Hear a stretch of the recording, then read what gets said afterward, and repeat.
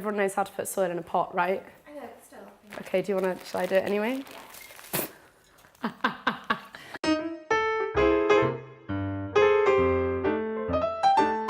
Most people grow herbs to put in their food, but you can also put them in your drinks. So we've got 3 herbs here and 1 bunch of edible flowers. The herbs that I'm going to show you how to grow today are thyme, mint, and sage. They are 3 really easy to grow herbs as long as you get the basics right.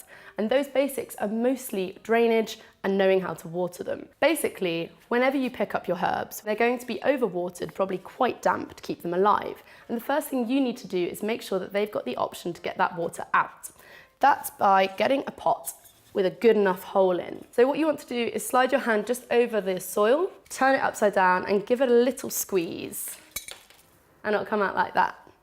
Now it might be a little bit root bound, and this is when the roots are in the tight shape of the pot. So you just want to ease them out gently.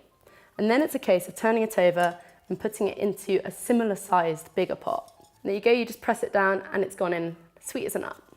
So now we've done that with sage, it's pretty much the same deal with both thyme and mint. Then it's important to know where to put them. If you don't have any outdoor space, that's totally fine. Just use a sunny windowsill. But it's really important to remember that all herbs really like sunlight.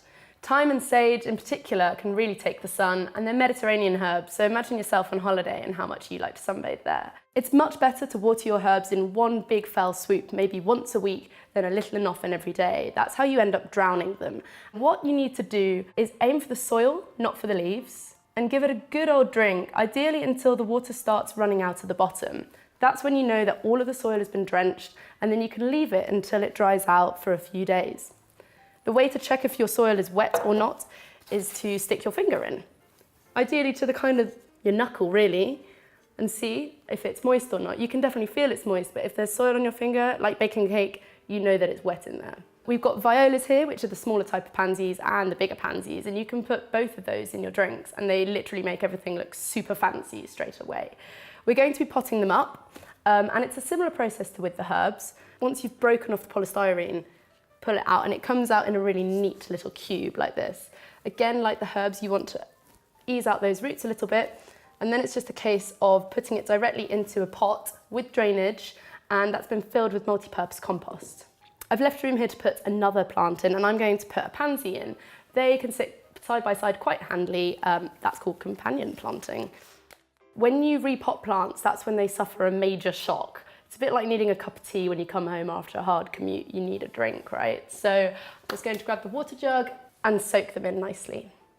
If you're going to put them in your drink, or indeed your food, you need to know how to harvest them properly. You'll want to reach down to the base of the stem of the flower, pinch it off, and you've got a perfect garnish. If you like, you can also take it off right at the head, and that can float so prettily on top of a drink. Worth knowing with mint, and actually sage and thyme, is that they can all take a pretty good hacking. They'll just grow back stronger, a bit like Kelly Clarkson. Whichever herb you're harvesting, the rules are basically the same. You want to go to somewhere where there is a juncture between 2 stems, because that's when new growth will come. So now you've grown your garnishes, it's time to make the cocktails. First of all, let's use your mint in a summer cup. Take 40 millilitres of gin and stir in 1 teaspoon of ideally homemade strawberry jam. Into that, make sure you fill up the glass with ice and pour in Merchant Heart tonic. Finally, garnish with strawberries and mint, and the full recipe is below. Next up, it's time well spent, so you can give your thyme a good harvest. Take 40 millilitres of gin and add in 20 millilitres of thyme liqueur. Take 10 millilitres of homemade thyme syrup and add in 25 millilitres of lemon juice. Finally, add in egg white and shake well. Then add in ice to the shaker and give it another shake. Pour all of this into a glass and top up with soda. Finally, garnish with your homegrown thyme and an edible flower.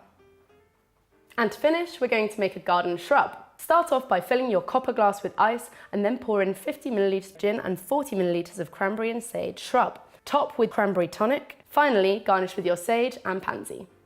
All of these plants you can grow inside or out, but make sure if you are growing them inside that they get a lot of light. And happy growing, and more importantly, happy drinking.